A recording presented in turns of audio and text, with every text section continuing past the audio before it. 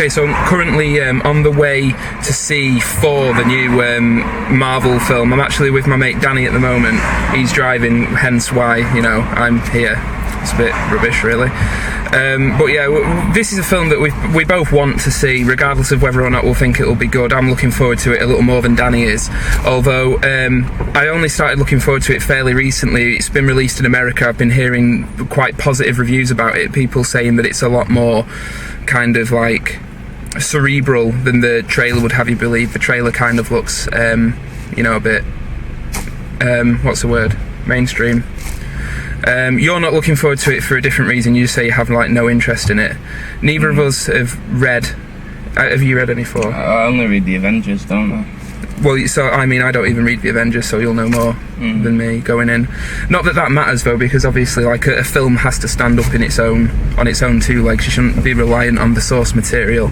But yeah, this is basically just our expectation. Well, my expectations before going into the film, and then you'll get a review as they come out and see what I think of it. But as I say, like literally until like 2 weeks ago, I had no interest in this movie whatsoever. I thought it looked really camp. And I think I was one of the few people who thought that the scenes on Asgard, which we see in the trailer, look like the least camp in the movie, because when Thor's on Earth, he's like running around in a really tight t-shirt, and that really kind of put me off. I was like, why is Thor wearing a, you know, like tight t-shirt and rippling muscles and all that? It looks really camp and weird. But yeah, like I say, I've been hearing good things from online critics who've seen it already. So I'm kind of looking forward to seeing it and seeing whether or not it does live up to what they said about it. Is that half a Twix still going? No, I've eaten it. On the Mars banner. My problem with Thor is I don't see him as a standalone character. So I've always read him from the Avengers. I struggle to see what they do with him in a film by himself. At the risk of sounding completely thick, do you know if Thor, like as a standalone character, came before or after the Avengers? Before. Before? Yeah, they all came before. Right, I wasn't sure if like, obviously I know like Captain America and stuff came first, but I didn't know if they'd created him for the Avengers and then like spun him off or whatever. I don't know anything about Thor, so... No, that's it, innit? No one really does. But only people who've really into comics, because he's not even like... I mean, I'd like to think I'm into comics, but Thor's just like a C-tier character in my opinion. The thing is with Thor, as of recent, all they've done is Asgard-based stories with him, haven't they, where Odin's died. That's been in the last 10 years, or Thor's disappeared. So there's not been anything, I don't know, I can't see how they make a film of it. Well, we're about to find out, and this is obviously like the first kind of comic book film of the year. We've got this, and then is Green Lantern's out this summer, isn't it? But I reckon that'll be alright. Well, this is like the first kind of big one. Is Captain America out this year as well? And then it's the Avengers next year. Avengers are 2 years, and next Iron Man's next year. Iron Man 3. Yeah, that should be alright actually. Shane Black's doing that. Not that, I don't know if you know who that is. No? Cool. But yeah, okay, so Thor, going in, Danny doesn't really care about it. You've got no kind of stock in the character whatsoever. No. I do care because I want it to do well. I just don't know enough about Thor. It's not as exciting as, say, going to see the new Spider-Man or something I've already read. Yeah. I'm not vested in the character. Yeah, because, and then like you say, Spider-Man's the character that like you're really into, so that's cool. But yeah, me going in, I'm just looking to be pleasantly surprised by the film, you know, and hopefully I'll leave wanting to read some of the comics. Yeah. But I'll let you know. Let's just cut to the interview. Let's just cut to the review right now. Okay, so we've just come out of seeing Thor, whatever. Like, sorry, I can't pronounce TH. I get a lot of crap for it from my friends and stuff. Yeah. But yeah, so it's just finished now, and we're just leaving. And have to say, impressed. Fucking awesome. It was a very good film. It was so much better than I was expecting. I think it's just a case of the trailers didn't do it justice. There's a lot of stuff in the trailers that in the film as well. Yeah, well, some of the moments that I really liked in the trailer, like, oh, this is Earth, isn't it? You know, when he wakes up. Yeah. That wasn't in there. I was waiting for that. Yeah, I was waiting for that. I thought that was a brilliant line. That wasn't in it. But then again, I didn't miss it, you know, like... so, this is basically an initial kind of reaction video, and once I've digested the movie, I'll put up a proper review review. But thoughts on it straight away. A lot more. I'm going to avoid spoilers as well. A lot more of the film takes place on Asgard than you'd expect. Basically, first and third acts are on Asgard, second act's on Earth. Whoa! Yeah. All of a sudden the cameras are gone. Let's just pretend we've crashed and died. Like, just put like a little memorial thing up. Like. But yeah, most of the film takes place on Asgard, which looks really kind of unique and interesting.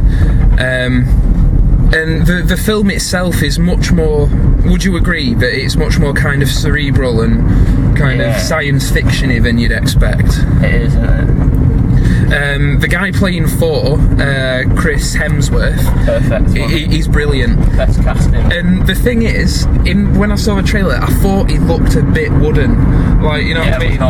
Like a bit of a pretty boy who they've hired. But no, he really did do well as Thor. His casting is on par with Robert Downey Jr. as Tony Stark, isn't it?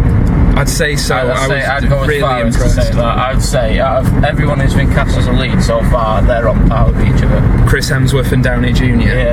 Yeah, I'd agree with that. I'm looking forward to seeing Mark Ruffalo as Hulk, though. It's a shame Edward Norton's not coming back, but I like Mark Ruffalo. After Shutter Island, you know, I thought he was great in that.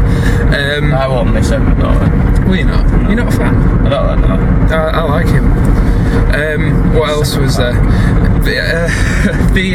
You were saying just then that like the action was kind of, the action scenes were few and far between, but they were good. Oh yeah. Like, and the thing is, it throws you in straight away. Like it gets balls deep right at the beginning and steeps you in backstory and exposition.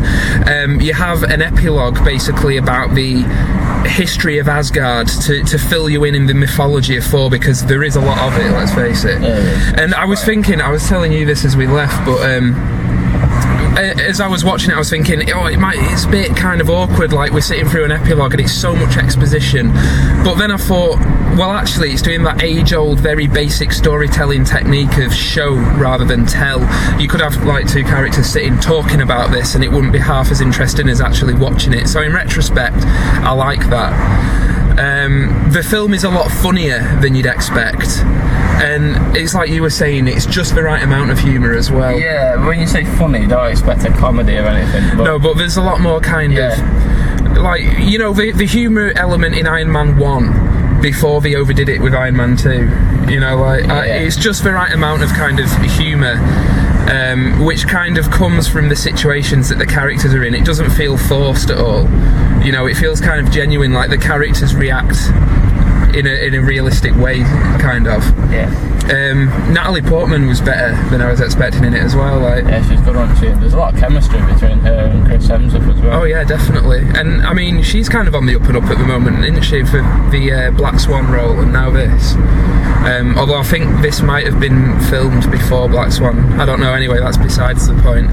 But yeah, Chris Hemsworth was good in it. You have the obligatory cameo from Jeremy Renner as Hawkeye. And that's not really a spoiler because it's all over the internet that Hawkeye's in this movie. I enjoyed seeing him in it. It was Hawkeye before it's Hawkeye though.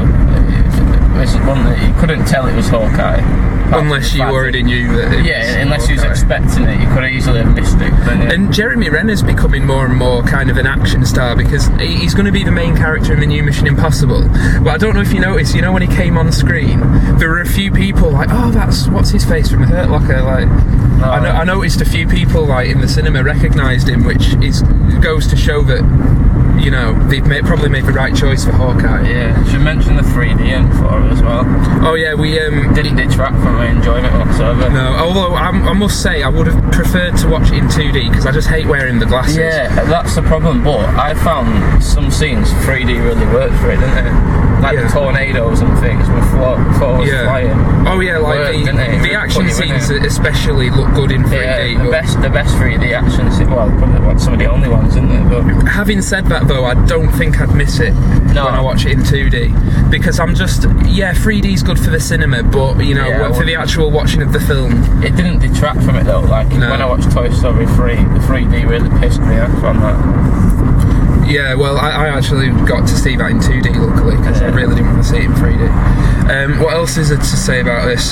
Story was by few, I think it was like 3 or 4 writers, but I noticed that J. Michael Straczynski And he's was done one of them. Run on the Thor. Did he actually do It's free trade paperbacks? Yeah. And it's like, I'm glad that they're keeping some of the comic book writers involved in the films, because otherwise you can always tell when it's somebody who hasn't written for the character before, you know what I mean? Like, well, the fact that Bendis is overseeing everything as well, gives it like a universal. So obviously Bendis has done the Avengers. Yeah. But I did really enjoy Thor. I'm excited. Not enough to buy any graphic novels, so I'd read the origin stuff, like, if anything. Although I would like to. The thing is, with his origin stuff, it's all 1940s, isn't it? 1960s, I think, too. So it's a little bit. It's not my cup of tea. It makes me want to read the Avengers more. Yeah. Well, it's made me want to borrow your Avengers stuff that you've got already. Which stuff is it? I've got Jeff Johns' full run. The full run? Yeah, and I've got all of Mark Miller's Ultimate stuff. Oh, cool. Oh yeah, the Ultimates. I remember that now. But yeah, so like I say, I'm going to put up a proper review of Thor in a couple of days, once I've had time to digest it and think about it properly. But at the moment, really good time at the cinema. Yeah, it's quality. Cracking film, good action film, lots of humour, lots of character. Oh, that's one last thought on it as well. Thor, the character, actually goes on a journey. You know, he's a different person at the end of the film than he is at the beginning, and I like that. You know, the kind of hero's journey. Let's learn a lesson and hold hands and kind of stuff. Yeah, that's cool. But yeah, go see Thor if you're thinking about it. It's fantastic, and watch out for my review. Do you have any final thoughts on it before we get the fuck out of my car? Right. So yeah, check it out.